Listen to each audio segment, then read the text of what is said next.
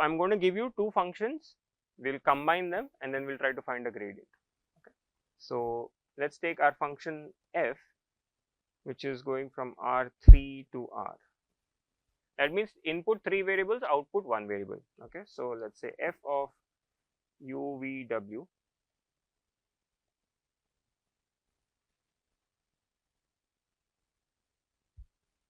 okay, and here is another function which is takes 2 inputs and gives 3 outputs. Okay, I am going to call it G. So G of 2 inputs, let us call them x and y. Okay, and the 2 outputs are x plus y squared.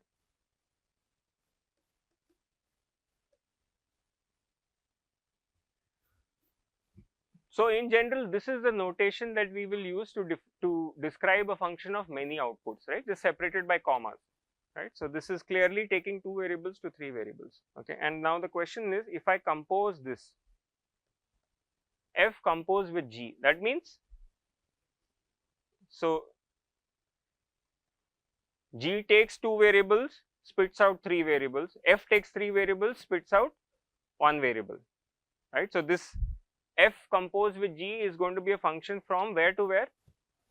R2 to R, R2 to R. That's what this guy is going to do. Okay, and what do we want? We want gradient of this guy. Okay,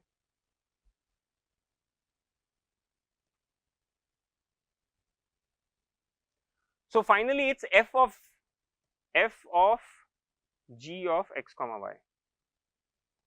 That's what we're looking at, right?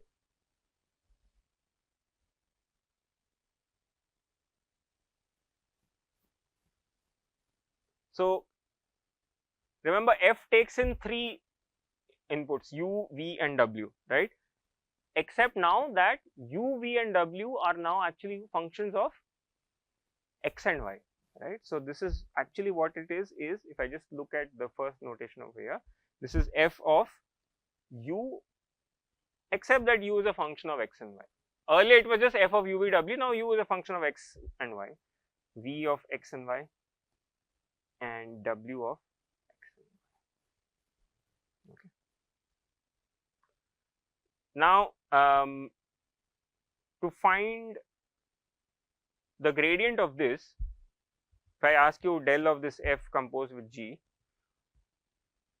when we define the gradient over here, we wrote the gradient as, where did it go? A column vector over here with n elements. Now when I write the gradient of this function over here, how many elements will there be? 2. And what will those 2 be?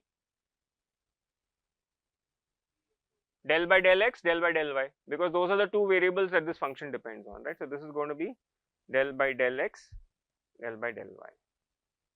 Okay, you can also see it from here. It's a function from R2 to R. So I need to take derivative with respect to each of them. So the first thing is del of f o g by del x. That's the first thing that I need to do, where I get to apply the chain rule. Okay. Now what will this be?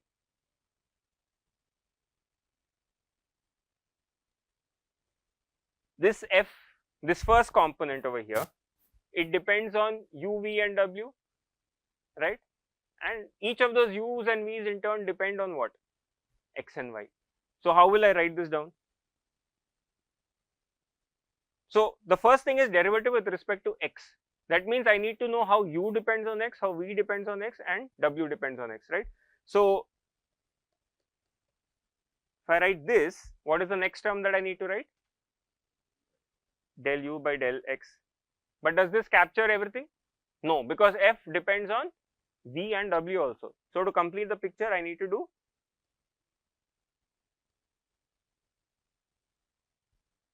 and the third term, del f by del w by del x.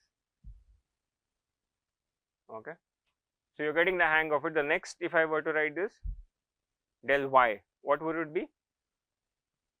Del f by del u by del y, right? and in the same way you can write these.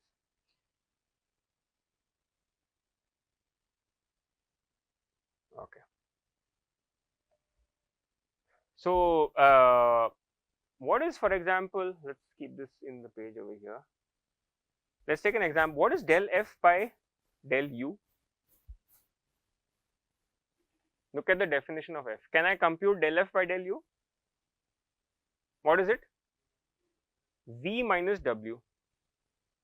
I just look at this expression over here and take the partial derivative with respect to u. The only thing that survives is a v minus w.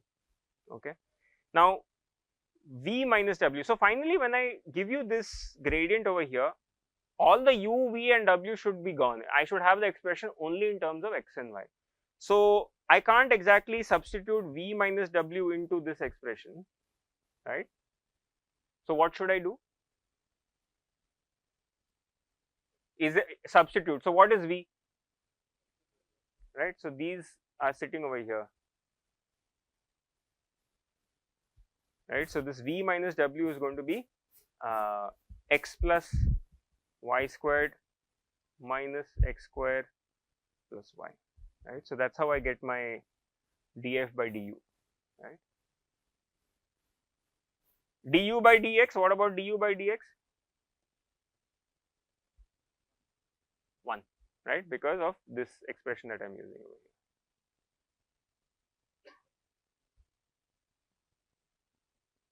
Right? So pretty straightforward. You just have to keep your variables straight. Keep in mind, finally, what should appear in the expression? What should appear in the expression should only be x and y, because this R3 in between was just like an intermediate variable, the UVW. We needed to eliminate it. If you want, you can substitute in terms of UVW, but then to get the final answer, you have to get rid of it. So yeah, that's how you would do it. And this expression also, if you really wanted to, you can write it in a more compact notation, because you can see that. Can you see grad f transpose sitting over there? Grad f transpose is sitting as a row vector and it's getting multiplied by partial derivatives of u, v and w with respect to x and y. So you can write it in a compact notation if you want. Okay. So going to multivariate calculus is not hard. You just have to keep track of the dimensions very carefully and just repeat the same logic for every dimension. Any questions on this?